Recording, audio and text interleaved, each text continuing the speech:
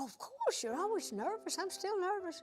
When I do stuff, everybody says, oh, you seem so relaxed. I said, well, I am once the spotlight hits me. Yeah. Once I'm on stage, I'm there. Dolly Parton has never been one to hide from the spotlight, but even after decades in country music, there's one thing fans have always wondered about. And now, at long last, she's finally breaking her silence. From long-standing rumors to the truth behind her private life, Dolly's revealing more than anyone expected. So buckle up, because this is the shocking truth Dolly Parton just confirmed. And deep down, we all kind of suspected it. Long before Dolly Parton became a household name, she was already making waves behind the scenes, writing hit songs for other artists. But it didn't take long before she decided to grab the mic herself. Her debut album, Hello, I'm Dolly, came out in 1967. And that's really where her incredible journey as a performer began. Since then, Dolly's done just about everything. Over 6 decades later, she's released around 50 studio albums, become known as the Queen of Country, and built a reputation as one of the most beloved and respected artists in music history. She's got a trophy shelf to prove it too, with 11 Grammy Awards, 3 Emmy Awards, and nominations for the Oscars, Golden Globes, and even a Tony. And of course, her success isn't just about awards. Dolly's sold over 100 million records around the world, which officially puts her among the best-selling music artists of all time. But what's really special about her is how she stayed genuine through it all. Whether she's singing about heartbreak, hope, or hometown life, there's something about her voice and her songwriting that just feels real. Through all the fame, glitter, and rhinestones, one thing in Dolly Parton's life has always stayed steady: her marriage to Carl Thomas Dean. Their story started like something straight out of a Southern romance. It was May 30th, 1966, Dolly's very first day in Nashville. She was just 20, fresh off the bus and full of dreams, washing her hair in a laundromat sink when this quiet guy in a pickup truck drove by and caught her eye. She said she thought, "Lord, help me?" That was pretty much it. 6 months later, they were married. No big wedding, no press, no sparkle, just a small ceremony in a little Methodist church in Ringgold, Georgia, with Dolly's mom and the preacher as witnesses. Even Elvis Presley reportedly offered to cover the cost of a fancy wedding, but Dolly turned it down. She wanted to keep it private, something just for them. In recent years, Carl's faced health challenges, including mobility issues and pain from his years of physical work. Dolly often stepped into the role of caregiver, balancing her touring schedule with making sure he's comfortable and cared for. She didn't talk about it much. She never has. But when she does, she always calls Carl her rock. "He gardens, I fish," she said, "and we don't get in each other's way." Sadly, Carl Dean passed away on March 3, 2025, at the age of 82.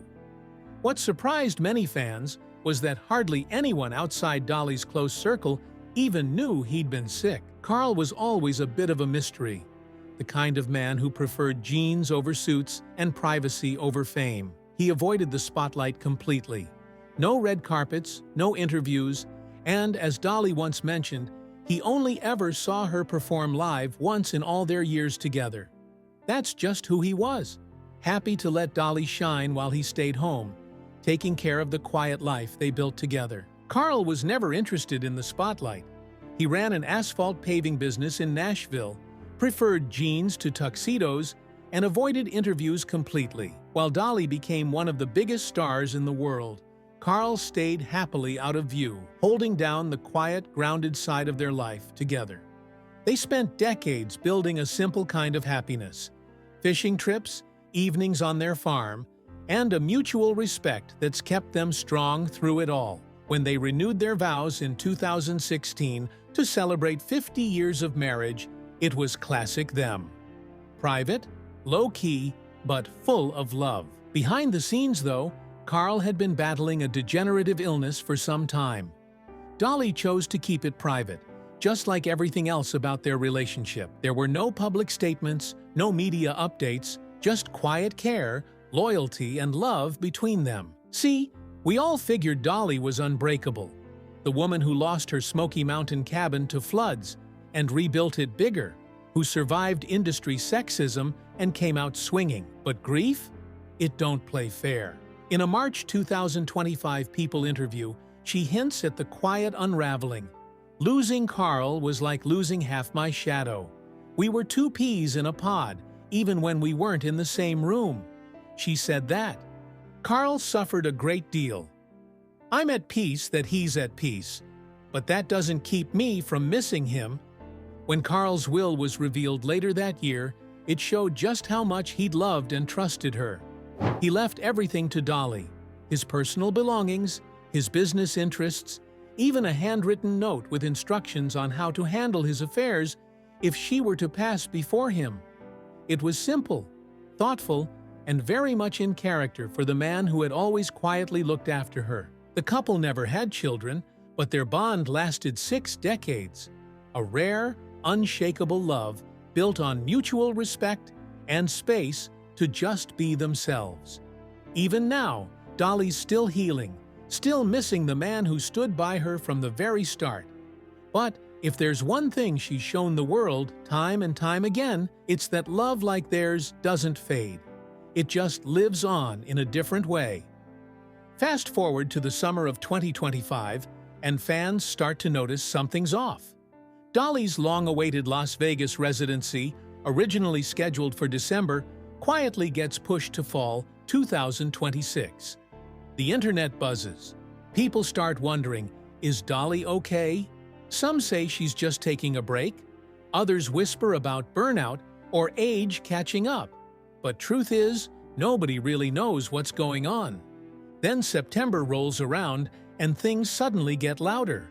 Her sister Stella posts on Facebook, writing, "Dolly's facing some health challenges. Prayers appreciated." That one line sends social media into overdrive.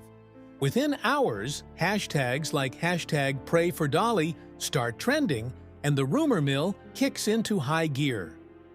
Wild stories fly around, everything from cancer scares to talk of retirement. By early October, another sister, Frida, takes to social media too, saying, "She's not feeling her best. Let's send positive vibes." It's heartfelt, but it only fuels more speculation. Death hoaxes pop up again, just like the ones that followed Carl's passing. And fans start fearing the worst. Then, on October 8th, Dolly does what Dolly always does best. She takes control of the story. Out of nowhere, she posts a short Instagram video from a film set. She's dressed to the nines, big hair, full makeup, sparkly outfit, looking exactly like the Dolly everyone knows and loves. With that signature laugh and soft Tennessee twang, she greets everyone. "Hey, y'all!" Everybody thinks that I am sicker than I am. Do I look sick to you? I'm working hard here. "I heard y'all been worrying about me." "Well, bless your hearts, but I ain't dead yet." Link. The comment section lights up with laughter and relief. But after the jokes, she gets honest. Turns out she'd been dealing with a rough patch. Kidney stones that turned into an infection, landing her in Vanderbilt University Medical Center for treatment. "I've got some problems," she admits, keeping her tone casual. "Nothing major, but I gotta take care of them." And here's the part that really hit home. The truth a lot of fans had quietly suspected, but didn't want to believe. In that same Instagram video, and later in a chat with People magazine, Dolly opened up about what had really been going on. After Carl's passing, she admitted, things just started to slide. "I didn't take care of myself," she said. "I let a lot of things go that I should have addressed sooner." Grief hit her harder than she expected. Carl's final years had been difficult. Long stretches of pain management, endless doctor visits, and the quiet heartbreak of watching someone you love slowly fade. Dolly had been there through all of it, holding things together. But once he was gone, she did what she's always done. Threw herself into work and told herself she'd deal with her own needs later. "I just kept going, thinking I'd deal with me later," she said with a small laugh. Turns out, later caught up. Between rehearsals, interviews, and studio sessions, she pushed through on caffeine, habit, and willpower, pretending she was fine, but her body had other plans. Eventually, the exhaustion and untreated issues piled up, and doctors finally stepped in, urging her to slow down, cancel appearances, and take time to heal at home. It wasn't easy for someone like Dolly, who spent her whole life performing, creating, and showing up for others. But this time, she had to do something different. She had to show up for herself. Fans had started to sense it long before she said a word. The quiet posts about missing Carl, the canceled appearances, the smiles in interviews that didn't quite reach her eyes. Something deeper was going on. And when Dolly finally spoke up, it confirmed what everyone had felt in their gut. "I see him every day," she shared softly. "In my dreams, in our garden, in the songs that come on the radio." The hardest part, she said, wasn't the big moments. It was the small, everyday things. "Waking up alone after 57 years of goodnight kisses," she admitted, but in true Dolly fashion, she couldn't help but add a touch of humor to the heartbreak. "Carl's up there gambling with the angels now, probably cheating at poker. And I'm down here, fixing to join the party, but not yet." And here's the thing, Dolly's no stranger to pain. Long before Carl's illness, she'd already faced some of the hardest battles life can throw at you. Back in the early 1980s, when her career was soaring, Dolly was diagnosed with endometriosis, a painful condition where tissue grows outside the uterus. At the time, she was working non-stop, touring, filming, and recording. Then one night, right in the middle of a performance, she collapsed on stage and had to be rushed to the hospital. Doctors discovered she was suffering from internal bleeding. They managed to stabilize her, but eventually, she had to undergo a partial hysterectomy. She was just 36. The surgery meant she could no longer have children, something that hit her harder than most people realized. She later admitted that she felt like her body had betrayed her. The physical pain faded, but emotionally, it was devastating. She sank into a deep depression that she didn't talk about for years. In one of her most honest moments, Dolly shared how dark things really got. "I was standing in my closet with a gun. I was ready to end it. And then, out of nowhere, her little dog Popeye came running in, barking like crazy. That small, ordinary moment, a dog's bark, snapped her out of it. She said, 'He saved my life.' I put the gun down and cried." Dolly later learned that depression ran in her family, and she decided to face it head-on. She got therapy, leaned on her faith, and poured everything she was feeling into her music. Writing became her therapy, her way back to herself. Since then, she's been open about her struggles with mental health, something rare for a superstar of her generation. She's used her platform to remind fans that it's okay to not be okay, saying, "Even the brightest stars have dark days." That's the thing about Dolly. She's always been the strong one, the fixer, the one who keeps her family, her fans, and even her hometown spirits lifted. So to hear her admit that she let herself go for a while, that she struggled, that was a rare kind of honesty. And yet, it made sense. We've seen legends like Loretta Lynn and June Carter Cash talk about how widowhood quietly reshapes you, how even the toughest hearts can falter when the world suddenly gets too quiet. Dolly's no different, just a little more sparkly while she figures it out. Today, Dolly Parton is still going strong, not just on stage, but off it too, giving back in ways that reflect her heart as much as her fame. Since the mid-1980s, she's been deeply involved in charitable work, with a particular focus on literacy through her Dollywood Foundation. One of her most famous initiatives is Dolly Parton's Imagination Library, created in honor of her father, who never learned to read or write. The program sends one book per month to every enrolled child from birth until they start kindergarten. Over the years, it's grown into a massive effort, More than 1,600 local communities now participate, providing nearly 850,000 children each month in the U.S., Canada, the U.K., Australia, and the Republic of Ireland with a free book of their own. In February 2018, Dolly donated her 100 millionth book, a copy of her children's classic Coat of Many Colors, to the Library of Congress, and was honored for this milestone, a testament to her decades of dedication to literacy. Even recently, Dolly's commitment hasn't wavered. In February 2025, Indiana Governor Mike Braun declined to support a state 50% funding match for the Imagination Library. Dollywood Foundation President Jeff Conyers expressed hope that the state would continue investing in the program. "We are hopeful that Governor Braun and the Indiana legislature will continue this vital investment by restoring the state's funding match for local Imagination Library programs."